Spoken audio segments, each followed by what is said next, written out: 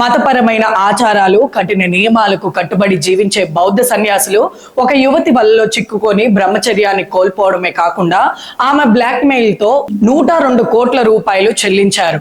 ఇది బౌద్ధ ధర్మ ప్రతిష్టను తీవ్రంగా దెబ్బతీయడమే కాకుండా ప్రజలలో తీవ్ర ఆగ్రహాన్ని దారితీసింది. ఒక యువతి తన చూపులతో సన్యాసులను రెచ్చగొట్టి బౌద్ధ సన్యాసుల మానసిక స్థితిని దెబ్బతీసింది. మొదట్లో నార్మల్ గా పరిచయం పెంచుకున్న ఆమె ఆ తర్వాత వారు తట్టుకోలేని విధంగా బిహేవ్ చేస్తూ వారిని ఫిజికల్ గా అట్రాక్ట్ చేసింది. 11 మంది సన్యాసులు ఆమె వలలో చిక్కారు. ఆ యువతి వారితో సన్నిహితంగా ఉన్న వీడియోలు, ఫోటోలను రహస్యంగా రికార్డ్ చేసి వారిని బ్లాక్ మెయిల్ చేయడం ప్రారంభించింది. సన్యాసుల వ్యక్తిగత వీడియోలు బయటపడతానంటూ బ్లాక్ మెయిల్ చేసినట్లు పోలీసులు పేర్కొన్నారు. ఆ యువతి సన్యాసుల నుండి రోజుకు 90,000 ఖర్చు పెట్టేలా చేస్తూ ఆమె లగ్జరియస్ లైఫ్ గడిపినట్లు తెలుస్తుంది. పోలీసులు ఆమె వద్ద నుంచి సుమారు 80,000 ఫోటోలు, వీడియోలు స్వాధీనం చేసుకున్నారు.